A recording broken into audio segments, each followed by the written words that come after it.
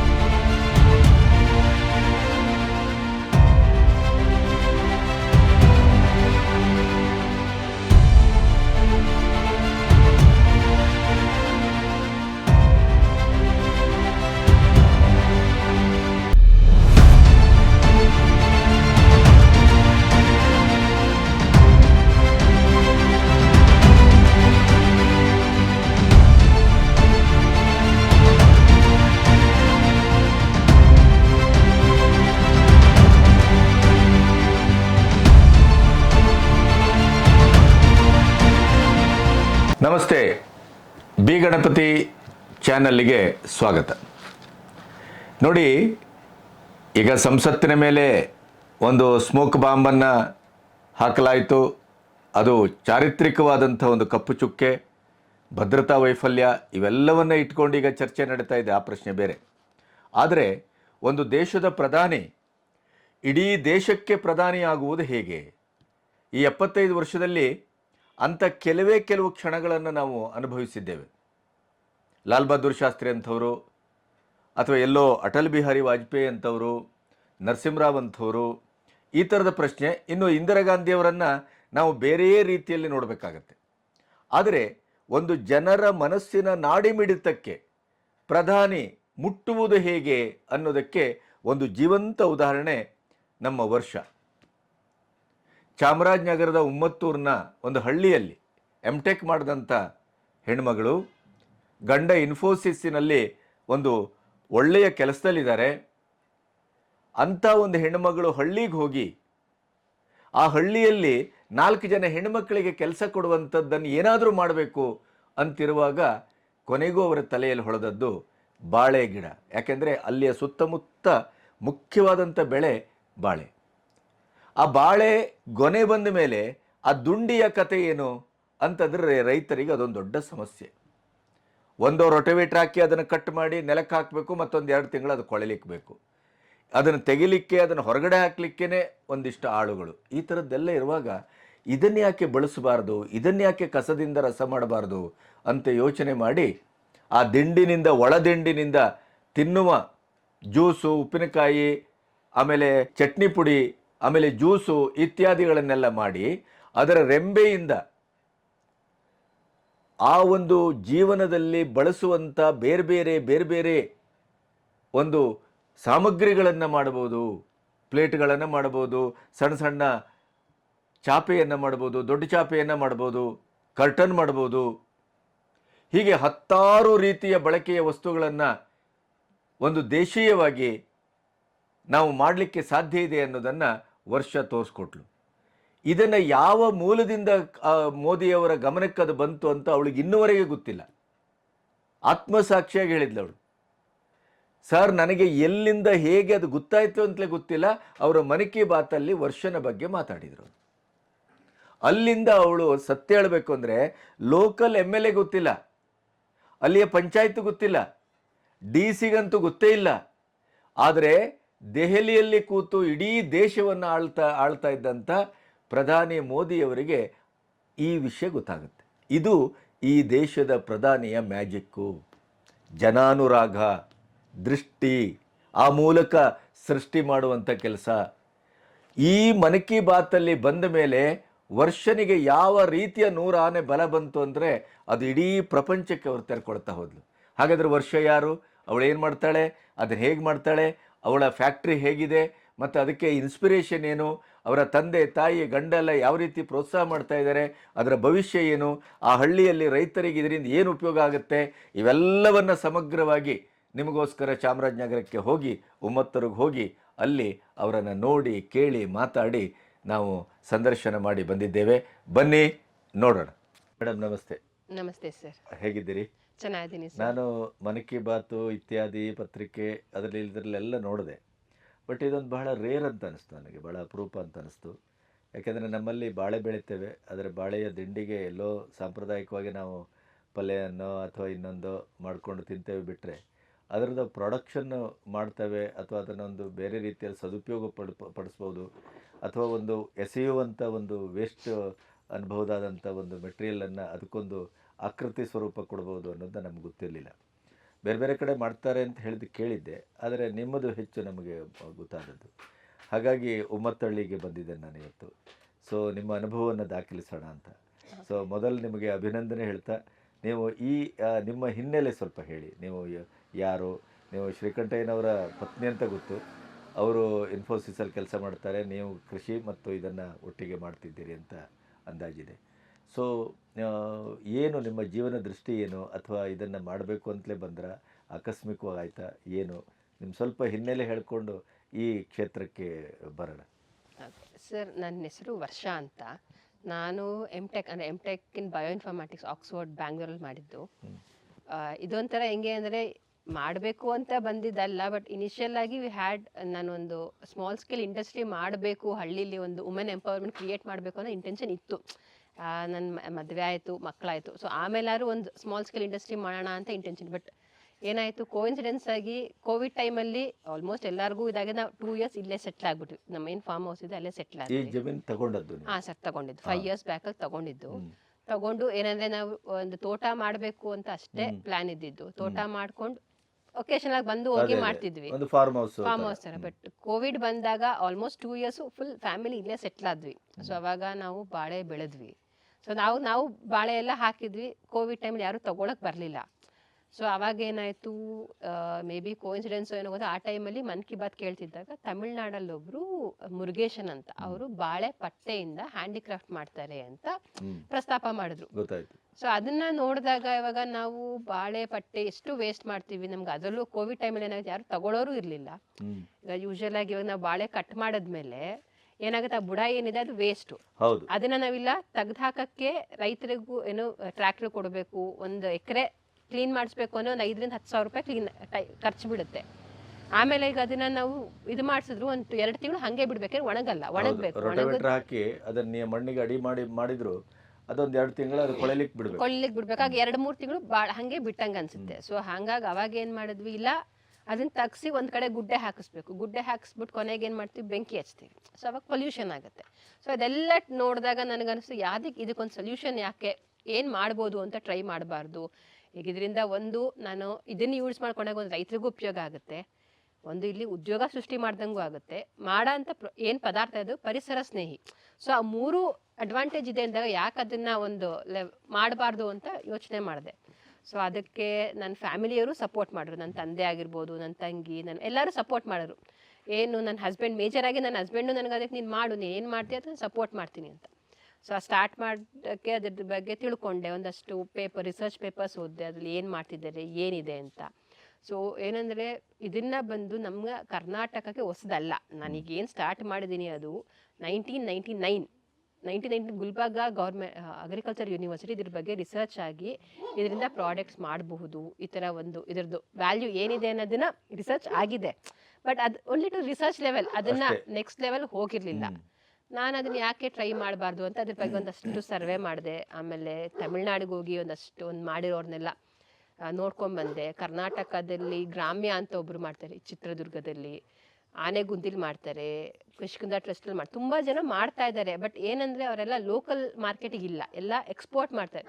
ಆ ವ್ಯಾಲ್ಯೂ ಏನಂದರೆ ಈಗ ಏನಂತ ಹಿತ್ತಲ ಗಿಡ ಮದ್ದಲ್ಲ ಅಂತಾರಲ್ಲ, ಆ ರೀತಿಯಾಗಿ ನಮ್ಮ ಇಂಡಿಯಾದಲ್ಲಿ ಮಾಡ್ತಾರೆ. ಬಟ್ ಇಂಡಿಯನ್ಸ್ಗೆ ಅದ್ರ ಬಗ್ಗೆ ಅವೇರ್ನೆಸ್ ಇಲ್ಲ ಮತ್ತು ಬಳಕೆನೂ ಇಲ್ಲ. ಹೌದು, ಬಳಕೆ ಇಲ್ಲ. ಸೊ ಆಗ ನಾನು ಯೋಚನೆ, ಯಾಕೆ ಎಕ್ಸ್ಪೋರ್ಟ್ ಯಾಕೆ ಮಾಡಬೇಕು, ನಮ್ಮಲ್ಲಿ ಲೋಕಲ್ಗೆ ಸಿಗೋ ಹಾಗೆ ಕಾಸ್ಟ್. ಹೌದು, ನಾನು ಹೇಳ್ತೀನಿ, ಇವಾಗ ನಾನು ಲೋಕಲ್ ಮಾಡ್ತೀನಿ, ಕಾಸ್ಟ್ ವೈಸು ಸ್ವಲ್ಪ ಕಷ್ಟ ಆಗ್ಬೋದು ಇನಿಷಿಯಲ್ ಆಗಿ. ಬಟ್ ಅದನ್ನು ಲಾರ್ಜ್ ಸ್ಕೇಲ್ ಮಾಡಿದಾಗ ಕಾಸ್ಟ್ ವೈಸು ಕಡಿಮೆ ಆಗುತ್ತೆ. ಮೇಜರ್ ನಾವು ಅವೇರ್ನೆಸ್ ಕ್ರಿಯೇಟ್ ಮಾಡಬೇಕು. ಎಕೋ ಫ್ರೆಂಡ್ಲಿ ಅಂದರೆ ಪರಿಸರ ಸ್ನೇಹಿ ಅನ್ನೋದನ್ನ ನಾವು ಜನರಲ್ ಅವೇರ್ನೆಸ್ ಮೂಡಿಸಿದಾಗ ಒಂದು ರೀತಿ ಹೆಲ್ಪ್ ಆಗುತ್ತೆ ಅಂತ ಅನಿಸ್ತದೆ. ಹೌದು. ಮತ್ತು ಈ ಥರದ್ದೆಲ್ಲವೂ ಒಂದು ರೀತಿಯಲ್ಲಿ ಈಗ ನೀವು ಮಾಡಿದ್ರಿ, ನಿಮ್ಮ ಹಾಗೇನೆ ಎಷ್ಟೋ ಜನ ಹೆಣ್ಮಕ್ಳಿಗೆ ಅದು ಆಸೆ ಇರ್ಬೋದು, ನಾವು ಮಾಡಬೇಕು ಮಾಡ್ಬೋದು, ಅವರಿಗೆಲ್ಲರಿಗೂ ಇದೊಂದು ಇನ್ಸ್ಪಿರೇಷನ್ ಆಗುತ್ತಲ್ಲ. ಹೌದು ಸರ್, ಈಗ ಇಲ್ಲಿ ಹೇಳಿದ್ನಲ್ಲ, ಇವಾಗ ಇದರಿಂದ ಮಾಡೋದ್ರಿಂದ ಅಡ್ವಾಂಟೇಜ್ ಏನಂದ್ರೆ 3 ಅಡ್ವಾಂಟೇಜ್ ಆಗುತ್ತೆ ಅಂದಾಗ ಯಾಕೆ ಟ್ರೈ ಮಾಡಬಾರ್ದು? ಹೌದು.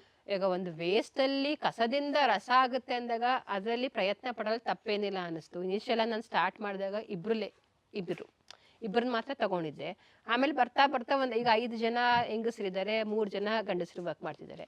ಇದನ್ನ ನನಗೆ ಅನ್ಸಿದ ಮಟ್ಟಿಗೆ ಇದನ್ನ ದೊಡ್ಡದಾಗಿ ಮಾಡ್ಬೋದು, ಮಾಡಕ್ಕೆ ಕಷ್ಟ ಅಂತೇನಿಲ್ಲ. ಈಗ ನಾವು ಮಾಡ್ತೀವಿ ಅಂದ್ರೆ ಒಂದು ಇಚ್ಛಾಶಕ್ತಿ ಇರಬೇಕು, ಮತ್ತೆ ಫ್ಯಾಮಿಲಿ ಸಪೋರ್ಟ್ ಇರಬೇಕು. ಆ ಎರಡೂ ಇದ್ದಾಗ ಪ್ರಯತ್ನ ಪಡ್ಬೋದು ಸರ್. ಮತ್ತು ಇವಾಗ ಮಾರ್ಕೆಟ್ ವಿಷಯಕ್ಕೆ ಬಂದಾಗ ಸ್ಟಾರ್ಟ್ ಮಾಡಿದಾಗ ಖಂಡಿತವಾಗ್ಲೂ ಮಾರ್ಕೆಟ್ ಇರಲಿಲ್ಲ, ಲೋಕಲ್ ಅಂತೂ ಇಲ್ಲೇ ಇರಲಿಲ್ಲ. ಹೇಳಿದ್ನಲ್ಲ, ಎಷ್ಟು ಕಾಲ ಆಯ್ತು ನೀವು ಮಾಡಿ? ನಾನೀಗ ಇದು ಸ್ಟಾರ್ಟ್ ಮಾಡಿ 1.5 ವರ್ಷ ಆಯ್ತು. 1.5 ವರ್ಷ ಆಯ್ತು, ಹೇಳಿ. 1.5 ವರ್ಷ ಆಯ್ತು ಸ್ಟಾರ್ಟ್ ಮಾಡಿದಾಗ. ಯಾರು ಏನಂದ್ರೆ ನನಗೆ ತಗೊಂಡೋಗಿ ತೋರಿಸಿದಾಗ ಇದಕ್ಕೆ ಯಾಕೆ ಇಷ್ಟೊಂದು ಕೊಡಬೇಕು, ಇದೇನು ನಮ್ಗೆ ಇದು 50 ರೂಪಾಯಿ ಪ್ಲಾಸ್ಟಿಕ್ ಚಾಪೆ ಸಿಗುತ್ತೆ, ನಿನ್ನ ಚಾಪೆಗೆ ಯಾಕೆ ನಾನು 150 ರೂಪಾಯಿ ಕೊಡಬೇಕು? ಹೌದು. ಬಟ್ ಅದೇ ಇವಾಗ ಏನಾಗಿದೆ, ದೃಷ್ಟಿಕೋನ ಬದಲಾಗಿದೆ. ಇವಾಗ ಪ್ಲಾಸ್ಟಿಕ್ ಬ್ಯಾನ್ ಆಗಿದೆ. ಪ್ಲಾಸ್ಟಿಕ್ ಬ್ಯಾನ್ ಆಗಿರೋದ್ರಿಂದ ಏನಾಗ್ತದೆ, ಆ ಪ್ಲಾಸ್ಟಿಕ್ ಯೂಸ್ ಆಗೋಂಥ ಕಡೆ ಎಲ್ಲ ನಾವು ಅದನ್ನ ರೀಪ್ಲೇಸ್ಮೆಂಟ್ ಏನು ಮಾಡ್ತಾ ಇದೀವಿ, ನ್ಯಾಚುರಲ್ ಸೋರ್ಸ್ ಆಫ್ ಫೈಬರ್ಗಳಿಂದ ಯೂಸ್ ಮಾಡ್ತಾರೆ. ಸೊ ಅವಾಗ ಸ್ವಲ್ಪ ಮಟ್ಟಿಗೆ ಕ್ರಿಯೇಟ್ ಆಯ್ತು ಅವೇರ್ನೆಸ್ಸು. ಕ್ರಿಯೇಟ್ ಆದಾಗ ಈಗ ಈ ಪ್ರಾಡಕ್ಟ್ಸ್ ತಗೊಳ್ಳೋಂಥ ಕ್ಯಾಟಗರಿ ಆಫ್ ಪೀಪಲ್ ಇದ್ದಾರೆ. But I have to search. ಅಂದರೆ ನಾನು ಒಂದೇನಂದರೆ, ಇವಾಗ ಒಂದು ಪ್ರಾಡಕ್ಟು ತೀರಾ ಲೋಕಲ್ಗೆ ಬಿಟ್ಟಾಗ ತಗೊಳ್ಳಲ್ಲ, ಅದೇ ಸ್ವಲ್ಪ ಮಿಡಲ್ ಇದಕ್ಕೆ ಹೋದಾಗ ಇವಾಗ ನನಗೆ ನಿಜವಾಗ್ಲೂ ಖುಷಿ ಅನ್ನಿಸ್ತಾ ಇದೆ. ಮತ್ತು ನನಗೆ ಇನ್ನೊಂದು ಎಲ್ಲದಕ್ಕಿಂತ ಖುಷಿ ತಂದಿರೋದೇನೆಂದರೆ ಸರ್, ನಾನೀಗ ಸ್ಟಾರ್ಟ್ ಮಾಡಿ 1.5 ವರ್ಷ ಆಗಿದ್ದು, ನಾನೇನು ಮಾಡ್ತಾ ಇದ್ದೀನಿ ಅದು ಒಂದು ಹಳ್ಳಿಲಿ ಮಾಡ್ತಾ ಇರೋದು. ಅದನ್ನು ದೇಶದ ಪ್ರಧಾನಮಂತ್ರಿಗಳು ಗುರುತಿಸಿ ಅದನ್ನು ಮನ್ ಕಿ ಬಾತಲ್ಲಿ ಈ ಥರ ಮಾಡಿದ್ದಾರೆ ಅಂತ ಹೇಳೋಷ್ಟ್ರ ಮಟ್ಟಿಗೆ, ಅಂದರೆ ಅಷ್ಟು ಮಟ್ಟಿಗೆ ಇದ್ರ ಇಂಪ್ಯಾಕ್ಟ್ ಇದೆ. ಇದೇನು ನ್ಯಾಚುರಲ್ ಅನ್ನೋದು ಒಂದಿದೆ, ಅಥವಾ ಇವಾಗ ನ್ಯಾಚುರಲ್ ಫೈಬರ್ಸು, ನ್ಯಾಚುರಲ್ ಪ್ರಾಡಕ್ಟ್ಸು, ಪರಿಸರ ಸ್ನೇಹಿ, ಮತ್ತು ರೈತರಿಗೊಂದು ಅನುಕೂಲ, ಅದೆಲ್ಲ ಅಡ್ವಾಂಟೇಜ್ ತಗೊಂಡು ಮೇ ಬಿ ಏನಂದ್ರೆ ದೇಶದ ಪ್ರಧಾನಮಂತ್ರಿಗಳು ಇದನ್ನ ಗುರುತಿಸಿದ್ದಾರೆ ಅಂದಾಗ ಇದರ ವೆಯ್ಟೇಜ್ ಎಷ್ಟು ಅನ್ನೋದು ಮಹತ್ವ ಏನೋದು ಗೊತ್ತಾಗುತ್ತೆ. ಯಾಕಂದ್ರೆ ಇವಾಗ ಒಂದು ಪರಿಸರ ಸ್ನೇಹಿ, ರೈತರ ಸ್ನೇಹಿ, ಮತ್ತೆ ಒಂದು ಎಂಪ್ಲಾಯ್ಮೆಂಟ್ ಕ್ರಿಯೇಟ್, ಅಂದ್ರೆ ಲೋಕಲ್ ಆಗಿ, ಅಂದ್ರೆ ವೋಕಲ್ ಫಾರ್ ಲೋಕಲ್ ಅಂತಲ್ಲ, ಇದರಲ್ಲಿ ನಾವು ನಮ್ಮ ಪರಿಸರದಲ್ಲಿ ಸಿಗೋದನ್ನ ಯುಟಿಲೈಸ್ ಮಾಡಿಕೊಂಡು ಅದರಲ್ಲಿ ಬರೋಂಥ ಪ್ರಾಡಕ್ಟ್ಸ್ ಮಾಡಿದಾಗ ಅದನ್ನ ಎಕ್ಸ್ಪೋರ್ಟ್ ಆಗ್ತಿದೆ ಆಲ್ರೆಡಿ. ಬಟ್ ಅದೇನಂದ್ರೆ ಅದನ್ನ ಎಕ್ಸ್ಪೋರ್ಟ್ ಮಾತ್ರ ಮಾಡ್ತಾರೆ, ನಮ್ಮ ದೇಶಕ್ಕೆ ಉಪಯೋಗ ಆಗ್ತಿಲ್ಲ. ನನ್ನ ಇಂಟೆನ್ಷನ್ ಏನಂತಂದ್ರೆ ನಮ್ಮವ್ರು ಯೂಸ್ ಮಾಡಲಿ, ನಮ್ಮವರೇ ಮಾಡಿದ್ದನ್ನ ನಮ್ಮವರೇ ಯೂಸ್ ಮಾಡಲ್ಲ ಅಂದಾಗ ಅದಕ್ಕೆ ಅಷ್ಟು ವ್ಯಾಲ್ಯೂ ಇರಲ್ಲ ಅಂತ ನನಗಂತ ಅನ್ನಿಸ್ತು. ಸೊ ಹಂಗಾಗಿ ನಾನು ಅದನ್ನ ಲೋಕಲ್ ಮಾರ್ಕೆಟ್ಗೆ ಮಾಡಬೇಕು ಅನ್ನೋ ಕಾರಣಕ್ಕೋಸ್ಕರ ಸ್ಟಾರ್ಟ್ ಮಾಡಿದೆ ಸರ್. ಈ ಸ್ಟಾರ್ಟಿಂಗ್ನ ನಿಮ್ಮ ಪ್ರಸವ ವೇದನೆ ಹೇಗಿತ್ತು ಸರ್? ಸ್ಟಾರ್ಟಿಂಗು ನಿಜ ಹೇಳ್ಬೇಕಂದ್ರೆ ನಾನು ಸ್ಟಾರ್ಟ್ ಮಾಡಿದೆ, ಬಟ್ ಸ್ಟಾರ್ಟ್ ಮಾಡಿ 1 ತಿಂಗಳು ಲೇಬರ್, ಅಂದರೆ ಇಲ್ಲಿ ಏನಾಯಿತು, ಜನಗಳಲ್ಲಿ ಒಂದು ಮೂಢನಂಬಿಕೆ ಇರುತ್ತಲ್ಲ, ಏನಾಗುತ್ತೆ ಇಲ್ಲಿ ಬಂದು ಸ್ಟಾರ್ಟ್ ಮಾಡಿದ್ರು, ಅದು ಹಾಕ್ಬಿಟ್ರೆ ಕೈಗೆ ಇದು ಬಂದ್ಬಿಡುತ್ತೆ. ಫೈಬರ್ ಎಕ್ಸ್ಟ್ರಾಕ್ಟ್ ಮಾಡೋ ಟೈಮಲ್ಲಿ ರಸ ಎಲ್ಲ ಬರುತ್ತಲ್ಲ, ಬಟ್ ಈ ಭೂತಾಳೆ ಅಂತ ಬರ್ತಿತ್ತು, ಅದು ನೆವೆ ಬರೋದು, ಇದು ಏನೂ ಆಗಲ್ಲ. ಬಟ್ ಏನು ಹಳ್ಳಿಗಳಲ್ಲಿ ಸ್ವಲ್ಪ ಮೂಢನಂಬಿಕೆ ಜಾಸ್ತಿ. ಸೊ ಆ ಮಿಷಿನಲ್ಲಿ ಅಲ್ಲಿ ರಸ ಬರುತ್ತೆ, ಅದು ಹಾಕೊಂಡ್ರೆ ಕೈಗಿದಾಗುತ್ತೆ, ಇನ್ಫೆಕ್ಷನ್ ಒಂಥರ. ಒಬ್ರು ಬರೋರು ಒಂದಿನ ಬರೋರು ಇನ್ನೊಂದು ದಿನ ಬರ್ತಿರ್ಲಿಲ್ಲ. ನಾನು ತಗೊಂಬಂದು ಮಿಷಿನರೀಸ್ ಇಟ್ಕೊಂಡು ನಾನು ಕೆಲಸ ಕೊಡ್ತೀನಿ ಅಂದ್ರೂ ಸಹ ಹುಡ್ಕಬೇಕಾಯ್ತು ಜನಗಳನ್ನ. ಒಂದಿನ ಬರೋರು 2 ದಿನ ಬರ್ತಿರ್ಲಿಲ್ಲ. ಆಮೇಲೆ ಸ್ವಲ್ಪ ಮಟ್ಟಿಗೆ ಜನಗಳಿಲ್ಲ, ಅವ್ರಿಗೂ ಒಂದು ಅನುಕೂಲ ಆಗುತ್ತೆ ಅಂದಾಗ ಶುರು ಮಾಡಿದ್ರು. ಬಟ್ ಈಗ ಬಂದು ಕೇಳ್ತಾರೆ, ಸರ್ ಮೇಡಮ್ ಕೆಲಸ ಇದ್ರೆ ಕೊಡಿ, ನಾವು ಮಾಡ್ತೀವಿ ಅಂತ. ಸ್ಟಾರ್ಟ್ ಮಾಡಿದಾಗ ನಾನು ಅವ್ರ ಹತ್ರ ಹೋಗಿ ಕೆಲಸಕ್ಕೆ ಬನ್ನಿ ಅಂತ ಕರಿಬೇಕಾಗಿತ್ತು. ಬಟ್ ಈಗ ಅವರೇ ಬರ್ತೀವಿ ಅನ್ನೋಷ್ಟ್ರ ಮಟ್ಟಿಗೆ ಬಂದಿದ್ದಾರೆ. ಸೊ ಇದನ್ನ ನಾನು ಇನ್ನೂ ಈಗೇನು 5 ಜನ ಹೆಂಗಸರಿದ್ದಾರೆ, ಅದು ಇನ್ನೂ ಒಂದು 50 ಜನಕ್ಕೆ ಕೊಡಬೇಕು ಅನ್ನೋ ಇಂಟೆನ್ಷನ್ ಇದೆ ಸರ್. ಅದ್ರ ರೀತಿಯಾಗಿ ಏನಾದ್ರು ಒಂದು ಮುಂದಕ್ಕೆ ಮಾಡಬೇಕು ಅಂತ. ಆಮೇಲೆ ಮಿಷಿನರೀಸ್ ಅದಾಯಿತು, ಸ್ಟಾರ್ಟ್ ಮಾಡಿದಾಗ ಯೂಶ್ವಲಾಗಿ ಫಸ್ಟು ಮಿಷಿನರೀಸ್ ತೊಗೊಂಡಾಗ ಅದೇನು ಮ್ಯಾಟ್ ಮಾಡ್ತಾ ಇದ್ದೀವಿ ಅದನ್ನು ಬೈಬ್ಯಾಕ್, ಅಂದರೆ ಅವ್ರು ಯಾರು ತೊಗೊಂಡಿದ್ವಿ ಅವ್ರ ಹತ್ರನ ಮಿಷಿನ್ ಏನಂತಾರೆ ಈ ಮ್ಯಾಟ್ಗಳನ್ನ ವಾಪಸ್ ತಗೊಳ್ಳೋ ರೀತಿಯಾಗಿ ಮಾತಾಡಿದ್ವಿ. ಆಮೇಲೆ ಯೋಚನೆ ಮಾಡಿದೆ, ಮಿಷಿನ್ ಖರೀದಿ ಮಾಡುವಾಗ ಕೊಯಮತ್ತೂರಿಂದ ತಂದಿದ್ದು ಮಿಷಿನ್ ಖರೀದಿ ಅವ್ರಿಗೆ ಕಳಿಸ್ದೆ ಒಂದ್ಸಲಿ ಮ್ಯಾಟ್ ಮಾಡಿ. ಏನಾಗೋದು ಸರ್, ಈಗ ನಾವು ಯಾವುದೇ ಒಂದು ವಸ್ತು ಮಾಡ್ಬೇಕನ್ನು ಒಂದು ಸ್ಟೆಪ್ ಇಲ್ದೇನೆ ಮೇಲೆ ಕತ್ತಕ್ಕಾಗಲ್ಲ. ಯೂಶುವಲಿ ಒಂದು ದಿನಕ್ಕೆ 1/2 ಮೀಟ್ರ್ 1 ಮೀಟ್ರ್ ಮ್ಯಾಟ್ ಮಾಡಕ್ಕೆ ಸ್ಟಾರ್ಟಿಂಗಲ್ಲಿ, ಅದು ಫುಲ್ ಕೈ ಮಗ್ಗ ಆದ್ರಿಂದ ನಾನು ಅವರಿಗೆ ದಿನದ ಅಂದರೆ ಮಂತ್ಲಿ ಲೆಕ್ಕ ಸ್ಯಾಲ್ರಿ ಕೊಡ್ತಿದ್ದೆ. ಬಟ್ ಅದು 1 ಮೀಟ್ರ್ ದಿನಕ್ಕೆ ಮಾಡ್ತಿದ್ದಿದ್ದು, 1 ಮೀಟ್ರು. ಬಟ್ ಅವರು ನನಗೆ ಆ 1 ಮೀಟ್ರ್ ಮ್ಯಾಟ್ ಮಾಡೋಕ್ಕೆ 150 ರೂಪಾಯಿ ಕೊಡ್ತೀನಿ, ನಂಗೆ ಲೇಬರ್ ಕಾಸ್ಟು ಬರಲ್ಲ. ಸೊ ಅದಕ್ಕೆ ನಾನು ವ್ಯವಸ್ಥೆ ಯಾಕೆ ಅವರಿಗೆ ಕೊಟ್ಟು ಅದನ್ನೇ ನಾವು ಇನ್ನೊಂದು ರೀತಿಯಾಗಿ ಈ ಥರ ಪ್ರಾಡಕ್ಟ್ ಮಾಡಿದಾಗ ಇನ್ನೊಂದಷ್ಟು ಜನಕ್ಕೆ ಎಂಪ್ಲಾಯ್ಮೆಂಟು ಕೊಡ್ಬೋದು. ಈಗ ಮಿಷಿನ್ ಅಂದರೆ ಇಬ್ಬರೇ ಈ ಥರ ಪ್ರಾಡಕ್ಟ್ ಮಾಡಬೇಕು ಅಂದರೆ ಇನ್ನೊಂದಷ್ಟು ಜನಕ್ಕೆ ಒಂದು ಎಂಪ್ಲಾಯ್ಮೆಂಟು ಕ್ರಿಯೇಟ್ ಆಗುತ್ತೆ, ಮತ್ತು ನನಗೂ ಲಾಭ ಆಗುತ್ತೆ. ಯಾಕೆ ಅವ್ರಿಗೆ ಆ ಮ್ಯಾಟ್ನ ಕೊಟ್ಟು ಲಾಸ್ ಮಾಡ್ಕೊಳ್ಳೋ ಬದಲು ಈ ಥರ ಮಾಡೋಣ ಅಂತ ಯೋಚನೆ ಮಾಡಿ ಇನ್ನೊಂದು 3 ಜನ ತಗೊಂಡು ನಾನೇ ಒಂದು R&Dಗೆ ಏನು ಪ್ಲಾಸ್ಟಿಕ್ ಎಲ್ಲೆಲ್ಲಿತ್ತು, ಇವಾಗ ಬಾಕ್ಸ್ಗಳಿತ್ತು, ಚಾಪೆಗಳು, ಅದನ್ನೆಲ್ಲ ರೀಪ್ಲೇಸ್ ಮಾಡ್ತಾ ಬಂದೆ. ಪ್ಲಾಸ್ಟಿಕ್ ಫ್ರಿಜ್ ಮೇಲೆ ಹಾಕ್ತೀವಲ್ಲ ಕವರ್, ಅದು ಪ್ಲಾಸ್ಟಿಕ್ ಬರುತ್ತೆ. ಅದ್ರ ಬದಲಾಗಿ ನಮ್ದು ಇದನ್ನ ಎಕೋ ಫ್ರೆಂಡ್ಲಿ ಪ್ರಾಡಕ್ಟ್ಸ್ ಯಾಕೆ ಮಾಡಬಾರ್ದು ಅಂತ ಒಂದೊಂದಾಗಿ ಟ್ರೈ ಮಾಡ್ತಾ ಬಂದೆ ಸರ್. ಇವಾಗ ಹೆಂಗಾಗಿದೆ ಅಂದರೆ ಸುಮಾರು ಪ್ರಾಡಕ್ಟ್ಸ್ಗಳು ಒಂದು ಇದೇ ಈ ಮೆಟೀರಿಯಲ್ ಯೂಸ್ ಮಾಡ್ಕೊಂಡು 20-25 ಥರ ಪ್ರಾಡಕ್ಟ್ಸ್ ಮಾಡ್ತೀವಿ, ಡಿಪೆಂಡಿಂಗ್ ಆನ್ ರಿಕ್ವೈರ್ಮೆಂಟ್. ಈಗ ಕಸ್ಟಮೈಸ್ ಯಾರಿಗೆ ಏನು ಬೇಕು ಆ ಥರ. ಈಗ ಮುಂಚೆ ಎಲ್ಲ ಬ್ಯಾನರು, ಈಗ ಅಂಗಡಿ ಏನು ಬ್ಯಾನರ್ ಇರ್ತದೆ ಅದೆಲ್ಲ ಪ್ಲಾಸ್ಟಿಕ್ ಬ್ಯಾನರ್ ಆಗಿರ್ತೀವಿ. ಅದ್ರ ಬದಲಾಗಿ ಈಗ ನಮ್ಮದ್ರಲ್ಲೇ ಮಾಡ್ಬೋದು. ಈಗ ನಾನು ಈ ಥರ ಬ್ಯಾನರ್ ನಾನು ಏನು ಮಾಡಿದ್ದೀನಿ, ಈ ಥರ ಇವಾಗ ಮೊನ್ನೆ ಕೃಷಿ GKVK ಇದು ಮಂಡ್ಯದಲ್ಲಿ ಕೃಷಿ ಮೇಳ ಆಯಿತು, ಅಲ್ಲಿ ಅವರು ನಾನು ಈ ಥರ ಬ್ಯಾನರ್ 3 ತರಿಸ್ಕೊಂಡು ಅವರು ಹಾಕೊಂಡ್ರು. ಸೊ ಏನಂದರೆ ಅವೇರ್ನೆಸ್ ಕ್ರಿಯೇಟ್ ಆಗ್ತಾ ಇದೆ, ಒಬ್ರಿಗೊಬ್ಬರಿಗೆ ಸ್ಪ್ರೆಡ್ ಆದಷ್ಟು ಕ್ರಿಯೇಟ್ ಆಗುತ್ತೆ. ಕ್ರಿಯೇಟ್ ಆದಾಗ ಮಾರ್ಕೆಟ್ ಗ್ರಾಜುಯಲ್ ಡಿಮ್ಯಾಂಡ್ ಬರುತ್ತೆ ಸರ್. ಸೊ ನಿಮಗೆ ಈಗ ಇದನ್ನು ಈ ಪ್ರಾಡಕ್ಟನ್ನೆಲ್ಲ ನೀವೇ ಸಂಶೋಧನೆ ಮಾಡಿದ್ರಲ್ಲ, ಅದರ ಹಿಂದಿನ ಸಾಹಸ ಏನದು ಸರ್? ಸಂಶೋಧನೆ ಅಂತಂದರೆ ಇವಾಗ ಪ್ಲಾಸ್ಟಿಕ್ ವಸ್ತುಗಳು ಏನೇನಿತ್ತು ಅದನ್ನ ರೀಪ್ಲೇಸ್ ಮಾಡೋಕ್ಕೆ ಇವಾಗ ನಾನು ಒಂದು ಏನು ಮಾಡ್ತಿದ್ದೆ, ಎಲ್ಲೋ ಸ್ಟಾಲ್ಗಳಿಗೆ ಹೋದಾಗ ಒಂದು ಮೆಟೀರಿಯಲ್ ಒಂದು ತೊಗೊಂಬರ್ತಿದ್ದೆ, ಅದನ್ನು ನೋಡಿ ಅದೇ ರೀತಿ ಯಾಕೆ ಮಾಡಬಾರ್ದು, ಅದನ್ನು ಚೇಂಜ್ ಮಾಡಿದ್ರೆ ಏನು ಬರುತ್ತೆ. ಅದಕ್ಕೆ ತಕ್ಕಂತೆ ನಮ್ಮಲ್ಲಿರೋ ಎಂಪ್ಲಾಯೀಸ್ ಏನಿದ್ದಾರೆ ಅವರು ಸಹ ನನಗೆ ಸ್ಪಂದಿಸಿದ್ರು ಸರ್. ಯಾಕೆಂದರೆ ಇವಾಗ ನಾನು ಹೇಳ್ಬಿಟ್ಟೆ ಅಂದ್ಬಿಟ್ಟು ಅವರು ಮಾಡಬೇಕಲ್ಲ. ಹೇಗೆ ಟ್ರೈನ್ ಮಾಡಿದ್ರಿ ನೀವು ಸರ್? ಅವರು ಒಂದು ಸ್ಟಿಚಿಂಗ್ ಬರೋರಿದ್ರು, ಮತ್ತು ಕೈಮಗ್ಗ ಅವರು ಟ್ರೈನ್ ಮಾಡ್ಕೊಂಡ್ರು. ಸ್ಟಿಚಿಂಗ್ ಬರೋದಿದ್ರೆ ಏನಂದ್ರೆ ಈಗ ಏನೋ ಒಂದು ವಸ್ತು ತೊಗೊಂಬಂದಾಗ ಅದನ್ನ ತೆಗೆದು ನೋಡೋದು, ಹೌದು ಅದು ಬಟ್ಟೆಲಿ ಮಾಡಿರ್ತಾರೆ ಅದನ್ನ ಹೇಗೆ ಕಟ್ ಮಾಡೋದು ಅದನ್ನೆಲ್ಲ. ಈಗ ಅವ್ರೇನಿದ್ದಾರೆ ನಮ್ಮ ಕೆಲಸದವ್ರು ಏನಿದ್ದಾರೆ ವರ್ಕಿಂಗ್, ಅವರು ಸಹ ನನಗೆ ಸಪೋರ್ಟ್ ಮಾಡ್ತಿದ್ದಾರೆ ಇದರಲ್ಲಿ. ಈಗ ಹಿಂಗಲ್ಲ ಹಿಂಗೆ ಮಾಡಿ, ಇವಾಗ ಅವ್ರೇನು ಗೊತ್ತಾ, ನಾನು ಏನಾದ್ರು ಹಿಂಗೆ ಬೇಕು ಅಂದರೆ ಹಿಂಗೆ ಮಾಡಿದ್ರೆ ಚೆನ್ನಾಗಿರುತ್ತೆ ಮೇಡಮ್, ಹಂಗೆ ಮಾಡಿದ್ರೆ. ಸೊ ಅವ್ರಿಗೆ ಒಂದು ಅವ್ರು ಯೋಚನೆ ಮಾಡೋ ಅಂತ ಕೆಪಾಸಿಟಿ ಈಗ ಅವ್ರಿಗೂ ಇದೆ. ಹೌದು, ಅವರು ಈಗ ಹೇಳ್ತಾರೆ ಸರ್ ಈ ಥರ ಮಾಡೋಣ ಮೇಡಮ್, ಈ ಥರ ಮಾಡೋಣ ಅಂತ. ಆ ರೀತಿಯಾಗಿ ಅವ್ರಿಗೂ ನಾವು ಮಾಡಿ, ನೀವು ನಾನು ಅವ್ರಿಗೂ ಏನಂದರೆ ಸರ್ ಡಿಸ್ಟ್ರಿಕ್ಟ್ ಮಾಡಿಲ್ಲ ಯಾವುದಕ್ಕೂ. ಈಗ ನೀವು ಮಾಡ್ತೀರಾ ಮಾಡಿ, ಚೆನ್ನಾಗಿ ಬಂತ ಮಾಡೋಣ, ಇಲ್ವಾ ಅದನ್ನೇನು ಚೇಂಜ್ ಮಾಡ್ಬೋದು. ಈಗ ಇಲ್ಲ ನಾನು ಹೇಳ್ದಂಗೆ ಮಾಡಿ ಅಂತ ನಾನು ಯಾವತ್ತೂ ಅವ್ರಿಗೆ ಹೇಳಿಲ್ಲ ಸರ್. ಈಗ ಇಲ್ಲಿ ಇವ್ರು 5 ಏನಿದ್ದಾರೆ ಇದುವರೆಗೂ ಅವ್ರನ್ನ ನಮ್ಮ ಫ್ಯಾಮಿಲಿ ಅಂತ ಅಂದ್ಕೊಂಡಿದ್ದೀನಿ ಹೊರತು ನಾನು ಅವ್ರನ್ನ ನಮ್ಮ ಕೆಲಸದವರು ನಾನು ಕೊಡ್ತಾ ಇದ್ದೀನಿ ನೀವು ಮಾಡಿ ಅನ್ನೋದು ತಪ್ಪು. ಇವತ್ತು ಇವತ್ತಿನ ಇದರಲ್ಲಿ ಗಿವ್ ಆ್ಯಂಡ್ ಟೇಕ್ ಅಂದ್ರೆ ಏನಂತಾರೆ, ಮರ್ಯಾದೆ ಕೊಟ್ಟು ಮರ್ಯಾದೆ ತಗೋಬೇಕು. ಈಗ ನಾನು ಮರ್ಯಾದೆ ಕೊಡಲ್ಲ ಅಂದಾಗ ಅವರಿಗೆ ನಾನು ಎಕ್ಸ್ಪೆಕ್ಟ್ ಮಾಡೋದು ತಪ್ಪು. ಹಂಗೆ ಈಗ ಅವರು ನಮ್ಮ ಫ್ಯಾಮಿಲಿ, ಇವಾಗ ನಾವು ಇಲ್ಲಿ ಯಾರೇನಿದ್ದಾರೆ ಅವರು ನಮ್ಮ ಫ್ಯಾಮಿಲಿಗೆ, ಅವ್ರಿಗೆ ಸಮಯ ಸಂದರ್ಭ ಹೆಂಗೆ ಬೇಕು ಅವ್ರು, ನಾನು ಯಾವುದಕ್ಕೂ ರಿಸ್ಟ್ರಿಕ್ಟ್ ಮಾಡಿಲ್ಲ ಸರ್. ಬಟ್ ಅವರೆಲ್ಲನೂ ಮಾಡ್ಕೊಂಡು ಹೋಗ್ತಾರೆ. ನಾನು ಇಲ್ಲ ಅಂದ್ರೆ ಇವತ್ತು ನಿಜವಾಗ ನಾನು ಇಲ್ಲ ಅಂದ್ರೂ ಎಲ್ಲ ಮಾಡ್ತಾರೆ ಅವರೇನೆ. ಇದು ಬೇಕು ಅಂದ್ರೆ ಇಷ್ಟು ಮಾಡಿ ರೆಡಿ ಇಟ್ಟಿರ್ತಾರೆ. ಫಸ್ಟು ಯಾವುದನ್ನು ಮಾಡಿದ್ರಿ ಸರ್? ಫಸ್ಟ್ ಪ್ರಾಡಕ್ಟ್ ಅಂತ ಮಾಡಿದ್ದು ನಾನು ಸರ್ ಬಂದು ಬ್ಯಾಂಗಲ್ ಬಾಕ್ಸು. ನನ್ನ ಹತ್ರ ಬ್ಯಾಂಗಲ್ ಬಾಕ್ಸ್ ಆಲ್ರೆಡಿ ಇತ್ತು, ನನ್ನ ಹತ್ರನೇ ಇತ್ತು. ಸೊ ಅದನ್ನು ನನ್ನ ಮೆಟೀರಿಯಲ್ ಯಾಕೆ ಟ್ರೈ ಮಾಡಬಾರ್ದು, ಈ ಟೈಪ್ ಬ್ಯಾಂಗಲ್ ಬಾಕ್ಸ್ ಈ ಥರ. ಸೊ ಈ ಥರ ನನ್ನ ಪ್ಲಾಸ್ಟಿಕಲ್ಲಿ ಇತ್ತು. ಸೊ ನಾನು ಯಾಕೆ ಅದನ್ನು ಟ್ರೈ ಮಾಡಬಾರ್ದು ಅಂತ ಟ್ರೈ ಮಾಡಿದೆ. ಆಮೇಲೆ ಚಾಪೆ, ಪೂಜೆಗೆ ಕೂರ್ಲಿಕ್ಕೆ ಚಾಪೆ, ಈಗ ಮಡಿ ಚಾಪೆ ಅಂತಾರಲ್ಲ, ಮಡಿ ಚಾಪೆ ಅಂತ ಅದು ಟ್ರೈ ಮಾಡಿದ್ದೆ ಸರ್ ಫಸ್ಟು. ಆಮೇಲೆ ಒಂದೊಂದಾಗಿ ಎಲ್ಲೆಲ್ಲಿ ಪ್ಲಾಸ್ಟಿಕ್ಸ್ ಬರ್ತಾ ಹೋಯ್ತು ಅಲ್ಲೆಲ್ಲ ಹೇಳೋದಿದ್ರೆ ಎಷ್ಟು ಹೇಳಿ ಏನೇನು ಮಾಡ್ತಾ ಇದ್ದೀವಿ ಸರ್? ಚಾಪೆ ಮಾಡ್ತೀವಿ, ಊಟದ ಚಾಪೆ ಮಾಡ್ತೀವಿ, ಮತ್ತು ಇವಾಗ ಟೇಬಲ್ ಮೇಲೆ ಟೇಬಲ್ ಮ್ಯಾಟ್ಸ್ ಅಂತ ಬರುತ್ತಲ್ಲ ಅದು ಮಾಡ್ತೀವಿ, ಟೇಬಲ್ ರನ್ನರ್ಸು, ಫ್ರಿಜ್ ಕವರ್ಸು, ಫ್ರಿಜ್ಗೆ ಹ್ಯಾಂಡಲ್ ಬರುತ್ತಲ್ಲ ಅದು, ಹಾಟ್ ಪಾಟ್. ಈಗ ಬಿಸಿ, ಯಾಕಂದರೆ ಇವಾಗ ಇದರಲ್ಲಿ ಬಿಸಿ ತಡ್ಕೊಳ್ಳೋಂಥ ಶಕ್ತಿ ಇದೆ.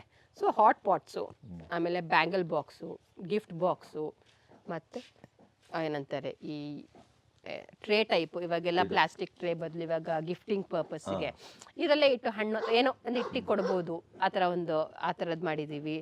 ಮತ್ತು ಯೋಗ ಮ್ಯಾಟ್ಸು ಟ್ರೈ ಮಾಡಿದ್ದೀನಿ ಸರ್ ಸುಮಾರು. ಆಮೇಲೆ ಇವಾಗ ಕೆಲವ್ರಿಗೆ ಮೊನ್ನೆ ಯಾರೋ ಒಬ್ಬರು ಹೇಳಿದ್ರು ನಮಗೆ ಒಂದು ಗಿಫ್ಟ್, ಅವ್ರದ್ದೇ ಒಂದು ಪ್ರಾಡಕ್ಟ್ ಇದೆ, so for that eco friendly product ಅಂತ, ಅದನ್ನು ಅವ್ರು ಹಾಕ್ಲಿಕ್ಕೆ ಒಂದು ಬಾಕ್ಸು, ಅಂದರೆ like it's a container type, customized ಮಾಡಿಕೊಡಿ ಆ ಥರ ಡಿಫ್ರೆಂಟ್.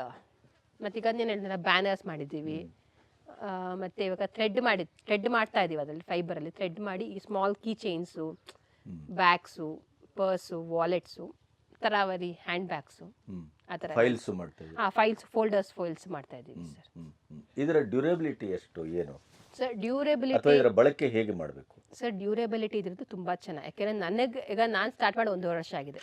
ಬಟ್ ಅರೆ ನಾನು ಎಲ್ಲೋ ಇಲ್ಲಿ ಇದು ಬರುತ್ತಲ್ಲ ಮೂಡುಬಿದ್ರಲ್ಲಿ ಒಂದು ಎಕ್ಸಿಬಿಷನ್ಗೆ ಹೋಗಿದ್ದೆ, ಆಳ್ವಾಸ್ ಅವ್ರದ್ದು ಜಾಂಬೂರಿ, ಇಂಟರ್ನ್ಯಾಷನಲ್ ಜಾಂಬೂರಿ ನಡೀತಲ್ಲ, ಅವಾಗ ಅಟೆಂಡ್ ಮಾಡಿದೆ. ಅಲ್ಲಿ ಒಬ್ಬರು ಬಂದು ನೋಡ್ಬಿಟ್ಟು ಮೇಡಮ್ ಇದು ಚಾಪೆ ಚೆನ್ನಾಗಿದೆ ಅಂದರು. ನಾನು ತೊಗೊಂಡಿದ್ದೀನಿ ಸರ್. ಎಲ್ಲಿ ತೊಗೊಂಡ್ರಿ? ಯಾಕೆ ನನಗೂ ಒಂದು ಎಲ್ಲಿ ತೊಗೊಂಡ್ರಿ ಅಂತ ಗೊತ್ತಾಗತ್ತಲ್ಲ, ಎಲ್ಲಿ ತೊಗೊಂಡು?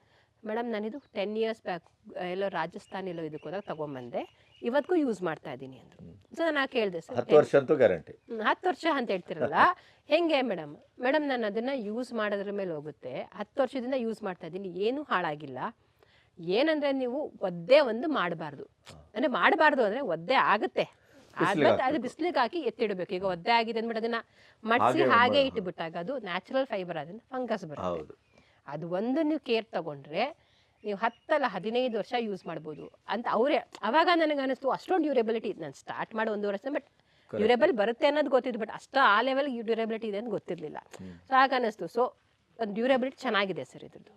ಸೊ ನೀವು ಮಾರ್ಕೆಟ್ ದಾರಿಯಲ್ಲಿ ಏನೇನು ಹರಳಿ ಸರ್ ಇದು ಮಾಡಿದ್ರಿ? ಆರಂಭದಲ್ಲಿ ಮಾರ್ಕೆಟ್ ಇರಲಿಲ್ಲ. ಹೌದು, ಆರಂಭದಲ್ಲಿ ಮಾರ್ಕೆಟ್ ಇರಲಿಲ್ಲ. ಆಮೇಲೆ ನಾನೇನು ಮಾಡಿದೆ, ಇವಾಗ KVK ಅವ್ರ ಸಪೋರ್ಟ್ ಅಂದರೆ ಅವರು ಕೆಲವು ಗೌರ್ಮೆಂಟ್ ಸ್ಟಾಲ್ಸ್ಗಳೆಲ್ಲ ನನಗೆ ರೆಫರ್ ಮಾಡ್ತಾ ಬಂದರು. ಮತ್ತು ಅವರಲ್ಲೂ ಕೆಲವೆಲ್ಲ ಗೌರ್ಮೆಂಟ್ ಅಂದರೆ ಅವ್ರ ಫಂಕ್ಷನ್ಸ್ ಮಾಡಿದಾಗ ನನ್ನ ಪ್ರಾಡಕ್ಟ್ನ ಡಿಸ್ಪ್ಲೇ ಮಾಡಿದ್ರು. ಆಮೇಲೆ ಮೇಜರ್ ಇವಾಗ ಈಗೆಲ್ಲ ಸೋಷಿಯಲ್ ಮೀಡಿಯಾ ಅಲ್ವ ಸರ್, ಮೇಜರಾಗಿ ಸೋಷಿಯಲ್ ಮೀಡಿಯಾದಲ್ಲಿ ಆಗೋಷ್ಟು ಏನು ಪ್ರಮೋಷನ್ ಬೇರೆ ಕಡೆ ಕಷ್ಟ. ಸೊ ಸೋಷಿಯಲ್ ಮೀಡಿಯಾದಾಗ ನನ್ನ ಫ್ರೆಂಡ್ಸು ಗ್ರೂಪ್ಸ್ಗೆಲ್ಲ ಹಾಕಿದ್ರು. ಸೊ ಅವ್ರ ರಿಕ್ವೈರ್ಮೆಂಟ್ ಇದ್ದಾಗ ಅವ್ರು ಹೇಳ್ತಾರೆ, ಮಾಡಿ ಕೊಡ್ತೀನಿ. ಮತ್ತು ಈಗ ಪಾರ್ಸಲ್ ಕಳಿಸ್ತೀನಿ ಸರ್, ಪಾರ್ಸಲ್ ಕಳಿಸ್ತೀನಿ. ಮತ್ತು ಮೈಸೂರಲ್ಲಿ ಈಗ ಇಲ್ಲಿ ಪ್ರಕೃತಿ ಆರ್ಗ್ಯಾನಿಕ್ಸ್ ಅಂತ ಒಂದಿದೆ, ಅಲ್ಲಿ ಈಗ ನನ್ನ ಪ್ರಾಡಕ್ಟ್ ಸಿಗುತ್ತೆ ಸರ್, ಅವರಲ್ಲಿ ಡಿಸ್ಪ್ಲೇಗೆ ಇಟ್ಟಿದ್ದೀನಿ. ನನ್ನ ಹೆಸರು ಅನುರಾಧ ರವಿಕುಮಾರ್ ಅಂತ. ನನ್ನ ಮಗಳು, ನಮ್ಮ ಅಳಿಯನ ಹೆಸರು ಶ್ರೀಕಂಠ ಸ್ವಾಮಿ ಅಂತ. ಅವರು MTech ಇನ್ಫೋಸಿಸ್ ಮ್ಯಾನೇಜರ್ ಆಗಿದ್ದಾರೆ. ಅವಳು ಅದೇ 5 ವರ್ಷದಿಂದ ಅವರು ಗಂಡ ಹೆಂಡ್ತಿರೆಲ್ಲ ಇದು ಮಾಡಿ ಇಲ್ಲಿ ಜಮೀನು ತೊಗೋಬೇಕು ಅಂತ ಎಲ್ಲ ಇದು ಮಾಡಿ, ಆಮೇಲೆ ನಮ್ಮ ಮನೆಯವರೆಲ್ಲ ಓಡಾಡೆಲ್ಲ ಕೊಡಿಸಿದ್ರು.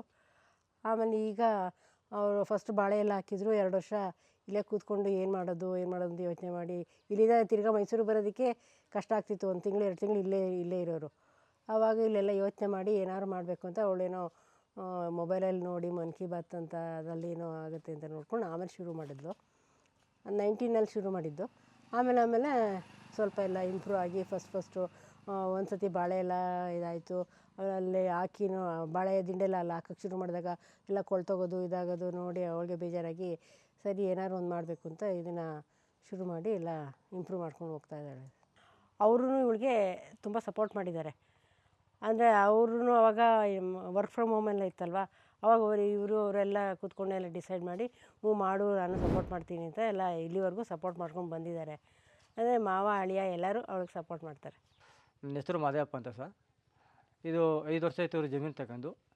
5 ವರ್ಷದಿಂದ ಭಾಳ ಹಾಕಿದ್ರು. ಈ ಕೊರೋನಾ ಬಂತಲ್ಲ ನೋಡಿ, ಭಾಳ ರೈಟ್ ಇಲ್ಲ ಅಂದ್ಬಿಟ್ಟು ಇವರು ಏನು ಮಾಡೋದು ಅಂದ್ಬಿಟ್ಟು ಇದು ಮಾಡಿದ್ರು. ಅದನ್ನೀಗ ನಾವು ಕಂದು ತರ್ಕೊಂಬಂದು ಕಂದು ಸಿಗೋದು, ಈ ಪಟ್ಟೆ ಬಡಿಯೋದು ಇದೆಲ್ಲ ಮಾಡೋಕ್ಕೆ ಇರೋದು. ಈಗ ಇಂಪ್ರೂವ್ ಆಗ್ತಾ ಇದೆ. ಅದು ಒಂದು 10 ಜನಕ್ಕೆ ಕೆಲಸ ಆಗ್ತು. ನಮಗೆ ಒಂದು 3-4 ಜನ, ಲೇಡೀಸ್ ಒಂದು 5 ಜನ, 10 ಜನಕ್ಕೆ ಕೆಲಸ ಆಗ್ತಾಯಿದೆ. ಈಗ ಒಳ್ಳೆಯ ಉದ್ಯೋಗ ಕೊಡ್ತಾಯಿದ್ದಾರೆ. ಒಳ್ಳೆಯವರೆಲ್ಲ ಇದು ಗ್ರೇಟ್ ಇದು ಮಾಡ್ತಾ ಇರೋದು ಅಂತಾರೆ. ಇದು ವೇಸ್ಟ್ ತಾನೇ ಸರ್ ಬಾಳೆ ದಿಂಡು, ಇದು ಮೊದಲು ತರ್ಕೊಂಡು ಹೊರಗಡೆ ಇರಬೇಕಾಯ್ತು. ಇದು ಒಳ್ಳೆಯ ಉಪಕಾರ ಆಯಿತು ಅಂತ. ತೆಂಗಿನ ಮರದಾಗ ಆಯ್ತು ಇದು. ಮೊದಲು ತೆಂಗಿನ ಮರ ಕಾಯಿ ಮಟ್ಟೆ ಎಲ್ಲ ದುಡ್ಡಾಗುತ್ತಲ್ಲ ಸರ್, ಈಗ ದಿಂಡು ದುಡ್ಡಾಗೋಂಥ ಪೊಸಿಷನ್ ಬಂತು.